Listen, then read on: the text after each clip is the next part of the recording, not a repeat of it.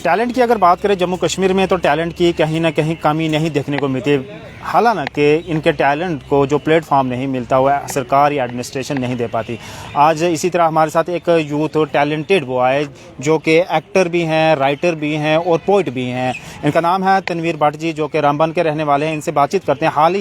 हाल ही में ही इन्होंने एक जो सॉन्ग है डोगरी और हिमाचली वो भी रिलीज़ किया है, जो इनका कहना है कि मेरी तरफ से वो जो है सॉन्ग लिखा गया था। इनसे बातचीत करते हैं। सर, सबसे पहले तो स्वागत है आपका, और आप हमें बताएं कि अभी जो आपका गाना जो रिलीज़ हुआ है उसमें जो आपने काम किया लिखने के साथ साथ और क्या किया? सर, जो हमारा अभी डोगरी और हिमाचली नॉन स्टॉप सॉन्ग भी हमारे 3 एल्बम्स रिलीज हुए हैं, लेकिन जिसमें खास मेरा रोल रहा है एज एन एक्टर और एज एन राइटर। अच्छा जी। और गाने का नाम है रख मेरी बाएं दस रहना। आप YouTube चैनल पे भी जा सकते हैं। हमारे YouTube चैनल पे वो इस वक्त है गिरधारी लाल डोगरी सॉन्ग प्रेजेंट्स पे आप जाएंगे तो आपको ज़रूर वो गाना मिल जाएगा। जब ये गाने की शूटिंग चल रही थी, क्या इसकी शूटिंग जम्मू कश्मीर में हुई, क्या बाहर वाले राज्यों में हुई? नहीं सर, फिलहाल तो हमने अपने जम्मू कश्मीर से शुरू किया। अच्छा। क्योंकि हमारी पहली एल्बम थी तो उसकी शूटिंग पत्नीटॉप में हुई है और कुछ शूटिंग उसकी जो है बसंतगढ़ में हुई है। अच्छा जी। मुझे बताएं कि इस गाने के अलावा उससे पहले क्या काम करते थे आप? फिर क्या शौक पड़ा कि फिर सिंगिंग एक्टिंग में आए, फिर उसके बाद राइटर बने और पोइट भी हैं आप? जी सर, मैं हूँ तो कुछ भी नहीं। अगर मैं अपनी नज़र से देखूँ तो फिलहाल मैं कुछ नहीं हूँ, क्योंकि अभी मंजिलें बहुत दूर हैं। लेकिन मैं एक स्टूडेंट हूँ और उसके साथ साथ मैं एक राइटर का काम करता हूँ और कर रहा था इससे पहले भी। शायरी, पढ़ाई के साथ साथ ये भी काम आपका जो है जारी है? जी। और शायरी भी मैंने काफ़ी सारी लिखी है। मेरी आने वाले टाइम में कुछ बुक्स भी रिलीज़ होने वाली हैं। लेकिन फिलहाल मैं मॉडलिंग में आया हूँ, तो मेरी एक एल्बम जो है वो रिलीज़ हो चुकी है। और आने वाले वक्त में मुझे लगता है कि बहुत जल्द 1 महीने के अंदर हमारी दूसरी एल्बम भी आएगी और फिर तीसरी एल्बम भी आएगी। अच्छा, आप पोइट भी हैं, क्या कुछ 2 अल्फाज हमें हमारे दर्शकों के सामने जो आपके लिखे हुए हैं वो सुनाएंगे? ज़रूर सर, मैं खुद के लिखे हुए ही सुनाता हूँ और खुद ही लिखता हूँ। बहरहाल मैंने कुछ गज़लें लिखी हुई हैं, तो मैं एक गज़ल आपको सुनाने की कोशिश करूँगा।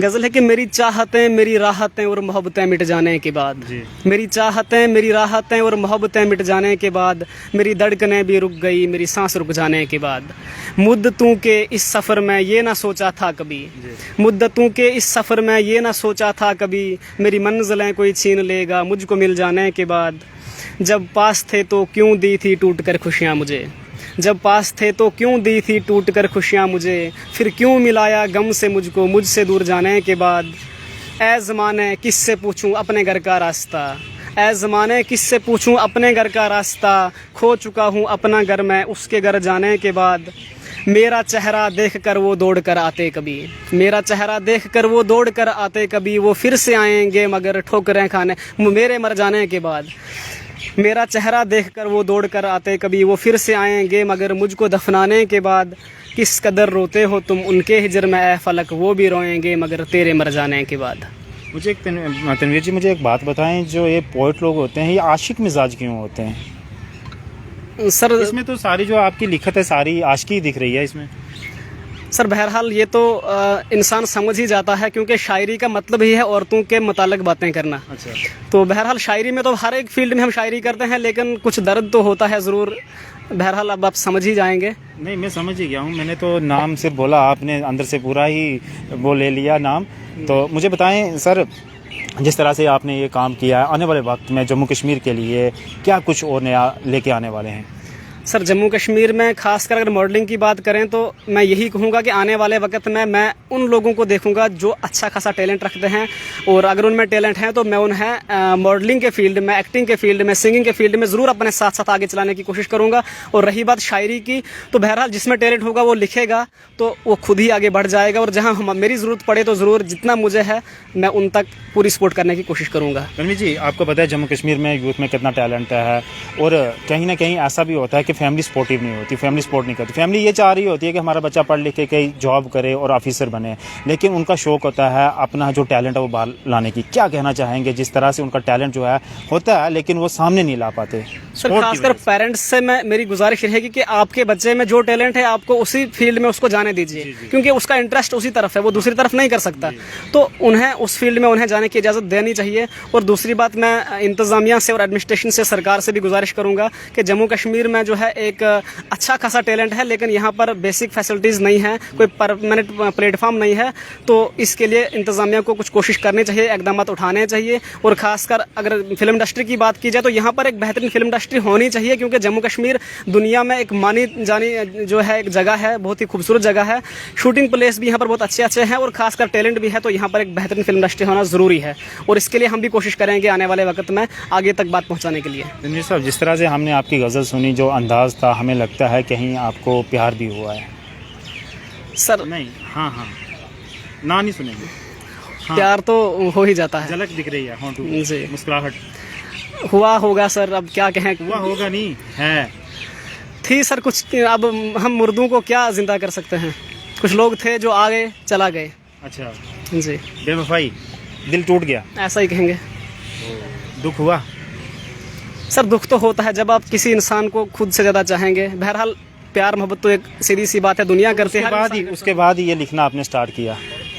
नहीं, लिखता मैं उससे पहले दुख पहुंचने के बाद ऐसी वाली शायरी मैंने उसके बाद लिखना शुरू की। हाँ हाँ, और मेरी आप कोई भी गाना सुनेंगे, जैसे मेरा गाना जो है, जो एल्बम रिलीज हुई है रख मेरी बाएं दस रहना, उसको आप देखोगे तो वो भी सैड सॉन्ग है, और जब देखोगे तो आपको पूरा पता चलेगा कि उसमें क्या है। और शायरी मेरी भी जो है वो आप सुनोगे तो उसमें मैं आपको एक गज़ल सुनाने की कोशिश करूँगा, और उसमें मैं ये तो नहीं बताऊँगा कि मैं क्या बताने जा रहा हूँ, लेकिन जो था वो सुनेगा तो समझ जाएगा।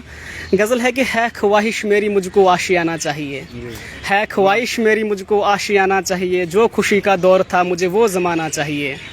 बोल कर खामोश रहकर जैसे भी मंजिल मिले, ज़िंदगी में हर तजर्बा आजमाना चाहिए। बावफ़ा कभी राह मैं यूँ छोड़ कर जाता नहीं, बावफ़ा कभी राह मैं यूँ छोड़ कर जाता नहीं, और बेवफ़ा इंसान को बस एक बहाना चाहिए। जब खुदा से मांग कर भी मुझको मोहब्बत ना मिली, जब खुदा से मांग कर भी मुझको मोहब्बत ना मिली, फिर क्यों मुकद्दर मैं लिखा था दिल लगाना चाहिए। जो मेरी हसरत मेरी मोहब्बत मुझको फिर से दे सके, मुझे वो खुदा मुझे वो दुआ वो आसताना चाहिए। रणवीर साहब, क्या पता वो शख्स जो है हमें सुन रहा हो, देख भी रहा हो, जिसने आपको देखा दिया, उनके लिए कुछ मैसेज? उनके लिए मैसेज सर मैं ज़्यादा तो कुछ नहीं कहूँगा, बस इतना कहूँगा कि जैसा किया किसी और के साथ मत करना है जी। अच्छा रणवीर साहब, आपने जो ये गाना रिलीज़ किया है डोगरी और हिमाचली, किस किस प्लेटफॉर्म में आ रहा है ये सर यूट्यूब चैनल पे है। अच्छा। गिरदारी लाल डोगरी सॉन्ग प्रेजेंट्स पे है।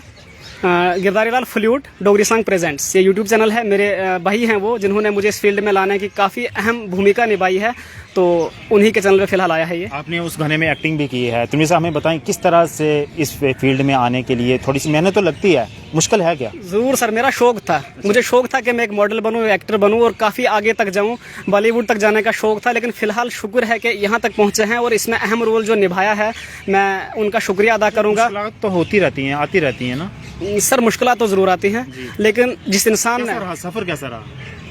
सफ़र अच्छा रहा सर। जिन लोगों ने सपोर्ट किया उनकी कृपा से हमें ज़्यादा मुश्किल का सामना नहीं आया। मैं सबसे ज़्यादा शुक्रिया अदा करना चाहूँगा खासकर गिरधारी लाल जी का, और जो रेडियो शारदा 90.4 FM के डायरेक्टर और फाउंडर हैं श्री रमेश अंगलू जी। उनका इस वक्त रेडियो चैनल है जो पूरे वर्ल्ड के अंदर 124 कंट्रीज़ में चल रहा है। बहुत ज़्यादा सपोर्ट किया उन्होंने, और उसके साथ में पूरी टीम को मुबारकबाद देना चाहूँगा। मेरे साथ जो एक्टर्स थी, यहाँ की मॉडल हैं मुस्कान चिब जी, जिन्होंने एज एन हीरोइन वहाँ पर काम किया है। फ्लूटिस्ट जो है हमारे साथ गिरधारी लाल जी थे। हमारे सिंगर जो हैं काफ़ी जाने पहचाने सिंगर हैं, अबेराम पहाड़ी जी हैं, उनका रोल इसमें रहा है। और खासकर डायरेक्टर का रोल जो निभाया है RK खन्ना जी ने निभाया है। और मैं सब जम्मू कश्मीर में जितने भी उभरते हुए चेहरे हैं, एक गाना आपने सुना होगा काला काला कोट मेरे दर्जी, वो गाना हमारे ही डिस्ट्रिक्ट रियासी के रहने वाले जो हैं उनके चमन लहरी जी ने गाया है, और अबेराम जी भी उन्हीं के कजिन हैं। तो बहरहाल मैं पूरे जम्मू कश्मीर के टैलेंट नौजवानों को मुबारकबाद देता हूं जो जम्मू कश्मीर की पहचान है ना, आप मेंशन कर सकते हैं, हमारे दर्शक भी वहां पहुंच सकते हैं। जरूर सर, मेरा पर्सनल यूट्यूब चैनल जो है मैंने न्यूली क्रिएट किया है। उस पे भी डाला है क्या आपने? नहीं, उस पर मैंने अभी गाना अपना वाला नहीं डाला है। गाना है ना वो प्लेटफॉर्म आप यहाँ हाँ, वो sir Girdhari Lal flute Dogri song presents YouTube channel है।